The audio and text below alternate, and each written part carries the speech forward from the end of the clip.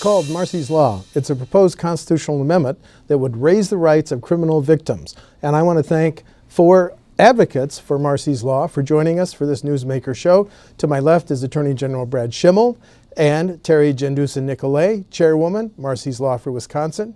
Keaira Damron-Stine has told her story of being a victim, and Republican Senator Wanggaard is a sponsor of that. So thanks very much.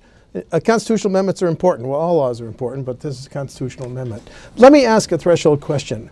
Why is it needed? And the background is we adopted a constitutional amendment in 1993 on victims' rights, and then we were the first state to pass a Crime Victims' Bill of Rights. So why Marsy's Law? Do you want to go first? Teri? Sure. Marsy's Law, first of all, let me say Wisconsin does have a really good tradition of being in the corner of victims.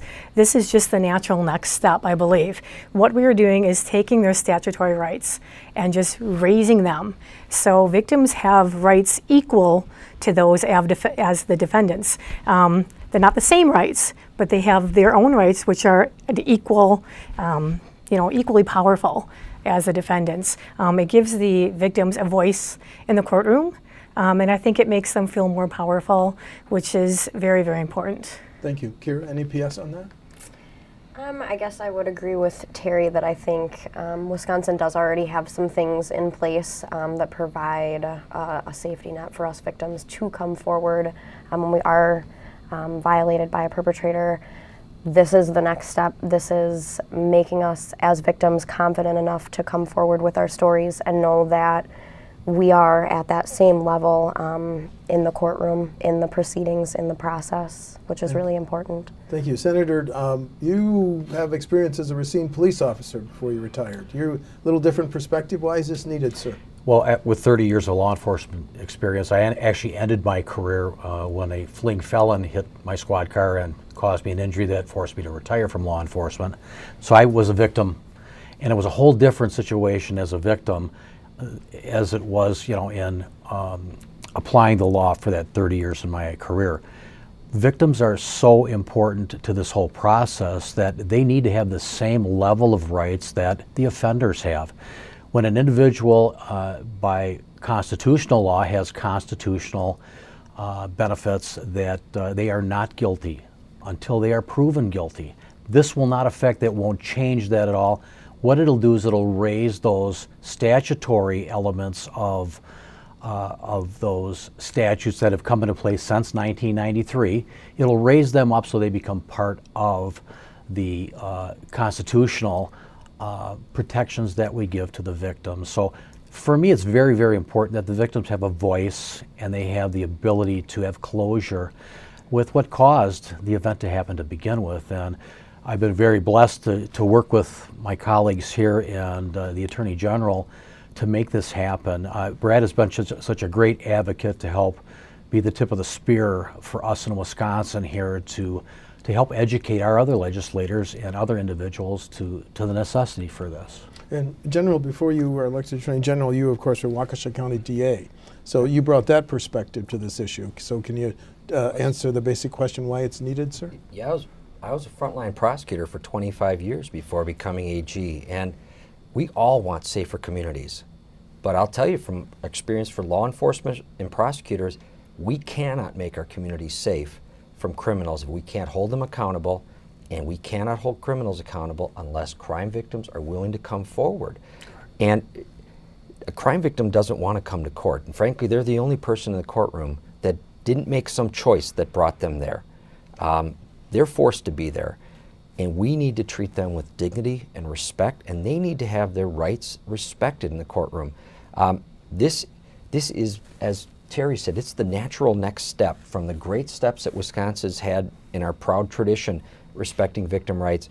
This is the logical next step, to take those statutory rights and make them constitutional in nature, to put them all in one place, to elevate them all to that level, to clarify what the rights mean, and to expand some of them. For instance, right now, crime victims have the right to be heard at sentencing, and that's it. Beyond that, they can be denied that right. Marsy's Law would give them the right to be heard at every stage of the proceeding, like the bail hearing. You want to talk about the most critical time and the person with the most critical voice. a sexual assault or domestic violence or stalking or human trafficking victim who has a strong interest in what happens with that offender at that bail hearing. And right now, they have no right to be heard there. This gives them that right. Marsy's law does it. Thank you. You're getting into a point I wanted to come back to. Help explain to the viewers why criminals have more rights than victims right now. I mean, you got it started, but what else is involved? Because that's kind of a concept that I don't think, quite frankly, most Wisconsinites are aware of. So, well, I want to make something clear, that Marsy's law does not in any way diminish the constitutional rights of a criminal defendant. Thank you. This harms no one. It elevates the rights of the victim. The victim's rights cannot supersede the rights of the defendant to be convicted pursuant to the Constitution, pursuant to their rights. We just are moving the victims up a little closer to that. And up means what? Now, you gave one example to, right now they can speak at sentencing, but under Marsy's law they'd be able to speak at bail. What are some other examples? Well, I'll give you one more example. There, in the preamble to our current Bill of Rights, it talks about a right to privacy for victims. The Supreme Court looked at that and concluded that's not really a right, that's just kind of it's kind of a theme. Marsy's law makes clear that the victim's privacy rights are an important constitutional right, such as the right to not have your private records grabbed by the defense attorney, maybe not grabbed, but obtained by the defense attorney and shared with the defendant. There are things that, in a counseling session where we want that victim to go get counseling to try to deal with what's happened to them in a healthy way. But if they know that the defendant's going to find out their private thoughts in that counseling session, either they won't get the counseling or they won't cooperate with the criminal justice system, and then we all fail. This makes clear that the judge has to give due respect to that victim's privacy rights. Teri and Keaira, is there, without getting into too many details of how you're victimized, do you want to talk about, if Marsy's law is law, how you, if it happened to you, how it would play out differently and the difference it would make to you emotionally? You don't have to share too many details of that. I guess for me, I have since, as part of my process of recovery, reached out to the prosecutor in my case, who was a district attorney in Portage County at that time, and she has told me that she had a double-edged sword when it came to my case, because I was not only a victim who wasn't seen as an equal, but I was also a child. And so, as far as the court system was concerned, I had almost nothing to do with my case. I had almost nothing. And so I feel, looking back on that, my case was pled out, and so we never went to trial. And the judge looked at me and said, I believe you, I believe your statement, I know that what you're telling me is true. If this had not gone to a plea, he would be getting the full sentence. Talking with the prosecutor, she said, with that double-edged sword, she felt like, to protect me, she did a plea bargain in an effort to protect me from him, because he was my father, and so he had access to the time I was in a foster home. So he knew where my foster parents lived. He would call them. He would call my school and ask my teachers. He was still very much involved in my life, even though I was a victim and should have been protected from that. The system didn't do that, so she as a prosecutor felt like she did the best thing that she could for me to protect me where the system did not. Keaira, do you think Marsy's law, once it gets on the books, would wall off you from some of these examples that the criminal here? Would you have been walled off from some of the access that your violator had? I think, like all legislature, this is the start, and we're going to see, as it becomes something, changes will be made and adjustments will be made, and this is the first step to getting to a point. So can I answer and say, would my case have been different? Would things have been different? I don't know. However, I do know that the respect in the courtroom and some of the things that do come with Marsy's law would have given me an opportunity to be present. It would have maybe enabled, although they were afraid of me testifying, so maybe with Marsy's law there would be an alternative to me having to be present in front of him. Situations like that. Yeah. Thank you. And Yeah. Teri, would your case have been much different with Marsy's law? I would say my case at the county level would have been different as far as he had a plea. I was very upset about that because I was told there were 100 pieces of physical evidence. There was so much overwhelming evidence that there was no reason to do that. But because the child I was carrying died because of my situation, they wanted to look back into any record I ever had in my lifetime, if I ever had a miscarriage, and anything like that, bring everything up that has nothing to do with it. And they said they didn't want to murky any waters. So I just felt I didn't feel very well served at the county level. In my situation, he was charged federally with federal crimes, and that's where he got the sentence that he deserved. So I really had no say in what happened at the county And level. Marsy's law would give you a say. It would give me more of a say, and the judge would be able to hear me out more. Do these cases ring a bell with you when you were a police officer, Senator? Well, one thing I have to say is Racine County, Kenosha County have been very aggressive in working with victims and witnesses to protect them and to work with them. As long as I was a law enforcement officer, our RDA always pushed for enough funding and resources to be able to provide those services to victims and witnesses. But the way that our laws are set up, when we're looking to arrest people for issues that they've violated, so they're the alleged criminal, and we have those federal protections that they are innocent until proven guilty.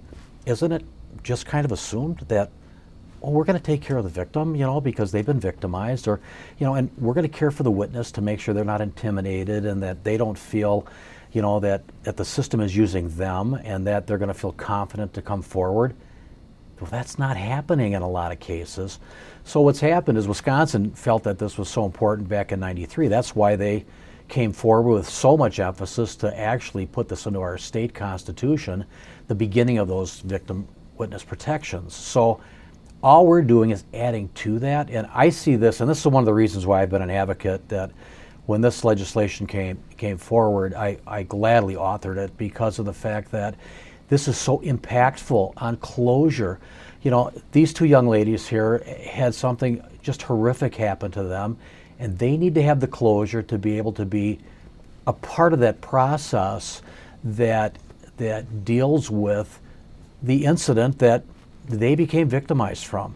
And I think by allowing that to happen and saying that you have the ability to ask to be present at this hearing or that hearing and actually be there and be heard, whether it be in person or it be through a teleconference or something such as that, this bill allows for that. And yes, this should be in concrete. These victim witness rights should be in concrete. And the way we've written the statute is to allow for the state statutes to still continue to tweak what we're putting into our constitutional law, but this will give it a basis, to be able to really make that happen. A quick follow-up question for you as a former officer. Would it change how law officers conduct investigations and arrests, Senator? I don't believe it would in the area of the state I'm in. Okay. Because I think that our officers, for the most part, our training is to work with the victims and the witnesses to make sure that they have confidence that they're going to be heard and that their names and their information is going to be protected. But if the law's not there to back that up, even if that's what I'm going to try to do as the officer, if I don't have the law to back it up and it gets to the courtroom and they're going to want records way back when for Teri from all of her phone records and who she's talked to and her health, why should all of that information that has absolutely nothing to do with this case and her being victimized all of a sudden be a target for the offender to muddy the water? How much more workload, how much more change procedures for DAs, General? These changes are all, the changes that Marsy's law will bring are things that affect what happens in the courtroom. The DAs and victim witness professionals in the DA's offices are already doing the things. We're taking, a lot of what's happening is we're simply taking rights that are statutory rights that the DA's offices are doing already, and we're elevating them to a constitutional right. So they're happening already. This discussion would not be complete without reflecting on the courage it's taken for Teri and Keaira to be advocates for this. Their cases are done.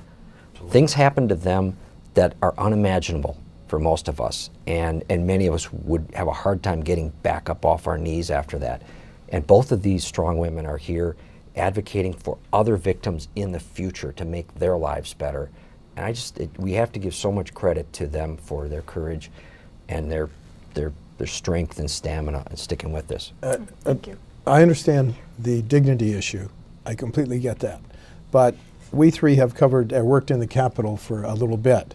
And the Capitol, one of the questions is the additional costs. Now, you're well aware of the issues over funding district attorneys, and you're well aware of that. Will this mean higher costs in the criminal justice system to elevate the rights of victims like Teri and Keaira? I honestly do not believe that it will be. It won't? And It creates things like putting their right to restitution as a constitutional right. We already seek to collect restitution for crime victims.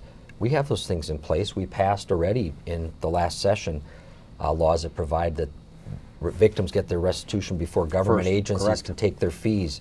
I think Senator Wanggaard led on that. Thank you. And they can use the tax intercept system through the clerk's office. We've done these things already.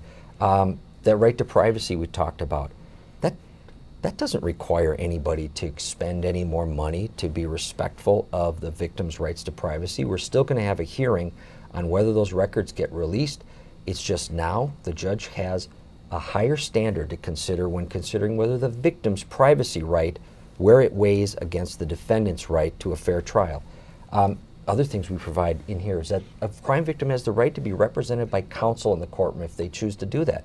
It doesn't say we have to give them a free attorney, but they can have an attorney represent them, and they can have an advocate with them. Doesn't cost us anything more. The right to be present and have a voice, okay, their bail hearings might take a little longer because the victim wants to be heard at the bail hearing. Some costs we should just absorb. And if it costs us a little more time to do that, we should do that. They should have that right to be there. To be able to refuse invasive discovery requests, that doesn't cost us anything. But that, I'm glad you brought that up, because that's a source of some opposition here. Testimony from the Wisconsin Democracy Campaign calls that provision, and let me try to explain it, and correct me if I'm wrong, I'm not an attorney. The Wisconsin Democracy Campaign has a provision, says Marsy's law would have a provision that would blatantly violate the U.S. Constitution.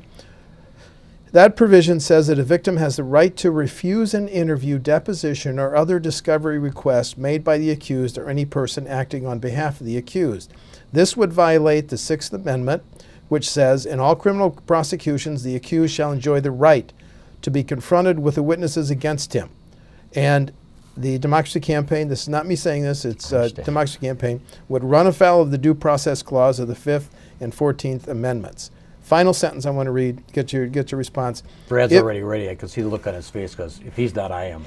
If a defendant and the defendant's attorney cannot confront their accuser, then this fundamental right of the accused goes right out the window, and the defendant cannot get a fair trial.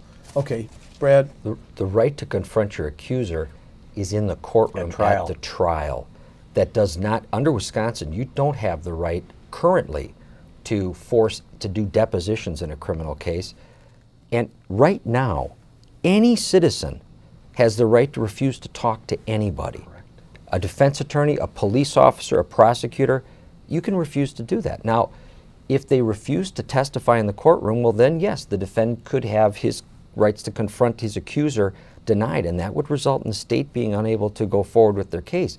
But that's not what Marsy's law does. Okay, you don't see any potential constitutional violation. I don't you have a PS on that, Senator? I just want to say that, Brad is totally 100% correct that this is in the courtroom. You don't have a right to confront the individual at the time of arrest or during the interview process or the investigative process. That's not going to stop. Those officers are still going to collect data. The investigators are still going to investigate. The DA still has to review his case or her case. And you know what? If the victim doesn't want to testify and the judge can't force the victim to testify, then there's no case. The charges are gone, probably with prejudice under that situation. So the victim or the witness in court will testify to the elements that are necessary to prove whatever that charge is. That doesn't mean that all of a sudden the victim, some woman who's been raped, now is going to be victimized how many times because she has to give up all of her personal records and everything she's done for the past 10 years and go through a definition process before it even gets to the trial process? No, that makes absolutely no sense, and it's not part of our law today. I want every crime victim watching this to understand, if a defense attorney shows up on your doorstep demanding to talk to you, you can tell them to get off my property, and that doesn't affect your case at all. Exactly. The right they're claiming there doesn't exist. Does not exist. I want to ask Teri and Keaira this. The recent unfortunate publicity about sexual harassment, sexual assaults by entertainment industry, news anchors, politicians, do you think this makes the case even more for Marsy's Law? What are your feelings? I would say probably. I think it would help true victims come forward and get some justice that way. When victims see that everyone is on their side, it's much easier to come out. It's much easier to come out and tell your story. Or at least the system's not stacked against you. Exactly. So I think that true victims will be able to come out and will be able to tell their story and will be able to seek justice. Yes. It's never easy in the situations that we've seen come up on the nightly news lately with some of these people that are in positions of power. I think that you're still going to have those kinds of situations occur because there's a person that's powerful over somebody that is basically, they're using that power to their advantage for those negative purposes. But I do agree with Teri that now if they know that it's equal and that we're putting ourselves out there and saying that, you know what, victims have that right to be heard. They have that right for respect. These are just things that are in our heart, or they should be, that we should be doing, and this is why it hasn't really come to light, because we should be doing it anyway. And so I think when people understand that we're really serious about that. Wisconsin was the first one to codify our victim rights into our Constitution. That's what Wisconsin's about. We're about fair play and a good process, and we're about, we want the playing field to be level. Teri and Keaira, when other victims of crimes come to you one-on-one and say, what difference would this make in me telling my story? How do you answer that? Keaira, your thoughts? Yeah, I guess I think that a lot of times, as Teri said, people don't want to come forward because when all of your personal information, it's almost like the victim becomes the person that's on trial. We have to work twice as hard to prove that what happened to us, and having Marsy's Law in effect would encourage us to come forward knowing that we have a team of people that are there to support us, that are there to be respectful of us, that are there to make sure that we get equality. And I think back to what you said about some of the stuff that's coming out in the news, I think we also live in a day and time where you're seeing it all the time. You're seeing victims come forward, and so it's kind of like a change in society that these are things that we are okay talking about now. For so many years, it wasn't okay to talk about sexual assault. It wasn't okay to talk about domestic violence, and so it's become a front and center issue. And with that, and with Teri sharing her story, I admire her tremendously. It has helped other people step up and say, me too. There's unquestionably a portion of what we're doing with Marsy's Law that is symbolic. It is sending a message to crime victims that the system isn't going to start with an attitude against you. And that's what, I think that is what we're seeing. And I hope this is a watershed moment in America and society, that as all of these people are coming forward to report harassment and sexual assault by people in power and prominence over them, and they're coming forward, and America's reaction isn't asking, what were you wearing? Why did you go to their apartment? Were you drinking that night? Isn't your memory sketchy? Haven't you had other boyfriends? Whatever the case might be, they're not asking that question. They're asking instead, what's wrong with the person that did that? And that's an important symbolic moment that I hope that people who have suffered abuse and harassment are seeing and maybe considering coming forward because of that. And I think Marsy's law has the same kind of symbolic effect that we're saying as a state, we demand that the criminal justice system treat you with respect and dignity, and we're going to watch out for your privacy rights. Teri, as chairwoman, when a victim comes to you and say, why should I relate what happened to me and allow someone to go through a fishing expedition through all my past? How do you answer that? Why should I do that? Number one, for me personally, I would tell them because, number one, you don't want what happened to you to happen to somebody else. I mean, that's paramount. They continue to get away with things like that. You don't report them, they're going to go on to the next person and do the same thing. And we're going to find this person is going to assault, 6 people before somebody finally speaks up. So it might be painful, but it is very important that they do come forward to stop this behavior. Next time it's going to be somebody else's daughter. That's another reason why it was very important to me to speak out and say, this is what's happening. This is what's happening not just with me, but in our state, in the nation, there's a lot of domestic violence going on. People have to know that they can come out and speak about it to change things. So that's very important.